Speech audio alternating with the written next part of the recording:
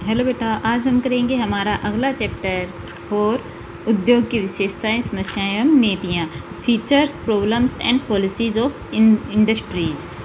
देखिए, इसमें कह रखा है कि बायर और यामी के अनुसार औद्योगिकरण व्यापक रूप से आर्थिक विकास एवं उच्च जीवन स्तर की कुंजी माना जाता है।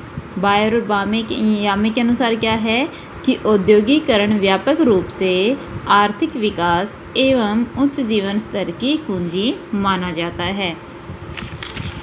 ठीक है, फिर ये कह रखा है कि क्या इसकी डेफिनेशन दे रखी है कि सभी देश जिस देवता की पूजा करते हैं वह देवता है क्या? औद्योगिकरण। वह देवता है मशीन। वह देवता है अधिक उत्पादन तथा प्राकृतिक शक्ति और संसाधनों का अधिक से अधिक लाभ के लिए उपयोग करना। तो औद्योगिकरण क्या है या उद्योग क्या है? जो रॉ मटेरियल को यूजफुल गुड्स में कन्वर्ट करता है वो औद्योगिकरण या उद्योग कहलाता है। अब ये कह रहा है कि औद्योगिकरण का विकास क्या है या महत्व क्या है, औद्योगिक विकास का महत्व क्या है। तो आपको जो इसमें क्वेश्चंस करने हैं, जितना मैं बताती हूँ केवल उतना ही करना है। डेफिनेशन क्या लिखनी है? एक तो बायर और यामी वाली, और एक आपको ये लिखनी है महत्व क्या लिखना है। सबसे पहले एक संतुलित विकास, इसकी हेडिंग। तो भारत की अर्थव्यवस्था असंतुलित है क्योंकि देश की अधिकतर जनसंख्या व पूंजी किस में लगी हुई है? कृषि में। और भारतीय कृषि कैसी है? पिछड़ी हुई तथा मुख्यतः वर्षा पर निर्भर करती है। इसके फलस्वरूप देश में अनिश्चितता का वातावरण बना रहता है।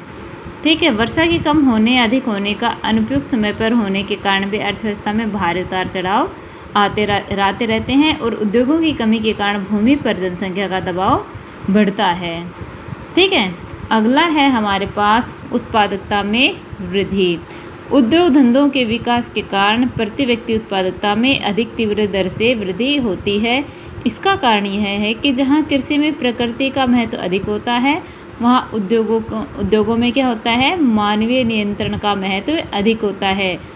इस क्षेत्र के विकास में श्रम विभाजन, विशिष्टीकरण, मशीनों के प्रयोग तथा बड़े पैमाने की उत्पादन प्रणाली का अधिक योगदान होता है। इसके फलस्वरूप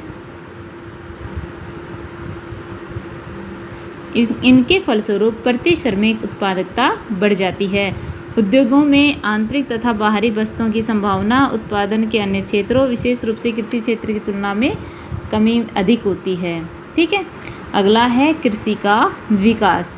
भारत में उद्योगों के विकास के कारण देश के प्रमुख व्यवसाय कृषि का भी विकास हुआ है। औद्योगिक विकास कई प्रकार से कृषि के विकास में सहायक होता है। कैसे? कि भारत की लगभग 52% जनसंख्या खेती पर निर्भर करती है। इसके फलस्वरूप खेती काफ़ी पिछड़ी हुई है। उद्योगों के विकास के कारण भूमि पर जनसंख्या का दबाव कम हो जाएगा। इससे कृषि जोतों का आकार बढ़ेगा और खेती में अधिक उन्नति हो सकेगी। ठीक है, आगे है जैसे इसके अलावा हम ये भी कह सकते हैं कि मशीनरी का यूज करने से, अच्छे खाद बीज का यूज करने से हरित क्रांति आई है, जिससे कि कृषि में सुधार। अगला है हमारा राष्ट्रीय आय में वृद्धि। क्या है? राष्ट्रीय आय में भी वृद्धि हुई है। किसके कारण? औद्योगिकरण के।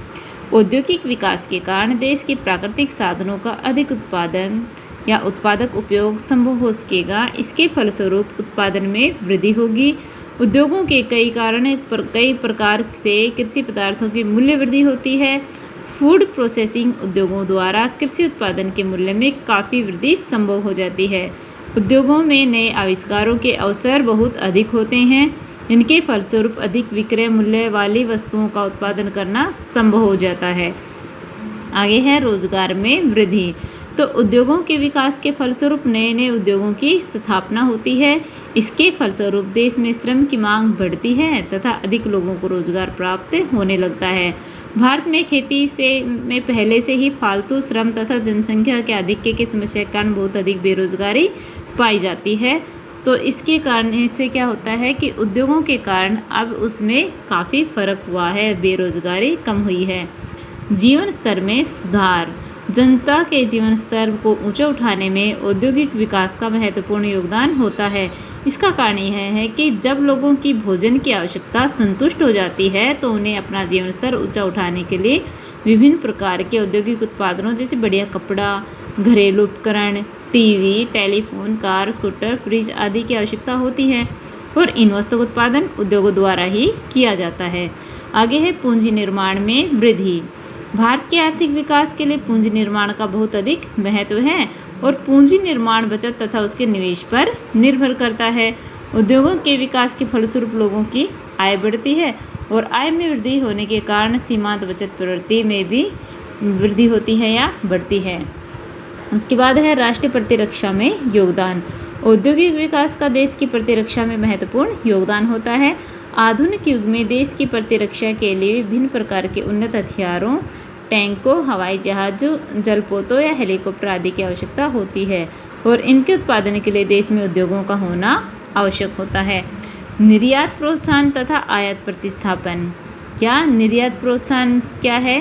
निर्यात प्रोत्साहन के लिए आवश्यक है कि देश के निर्यातों की मात्रा तथा मूल्य में वृद्धि हो और कृषि वस्तुओं का निर्यात एक सीमा तक ही किया जा सकता है तथा उनसे संबंधित व्यापार की शर्तें देश के अधिक अनुकूल नहीं होती। आयात प्रतिस्थापन क्या होता है कि आयात की जाने वाली वस्तु जैसी ही वस्तु या उससे मिलती जुलती वस्तु का देश में ही उत्पादन करना। सुदृढ़ अर्थव्यवस्था। भारतीय अर्थव्यवस्था को सुदृढ़ बनाने के लिए औद्योगिक विकास का महत्वपूर्ण योगदान है। औद्योगिक विकास द्वारा ही विभिन्न निम्न प्रकार से अर्थव्यवस्था को मजबूती प्रदान की जा सकती है। कैसे? औद्योगिक विकास के फलस्वरूप देश अपने प्राकृतिक साधनों का उचित उपयोग कर सकता है।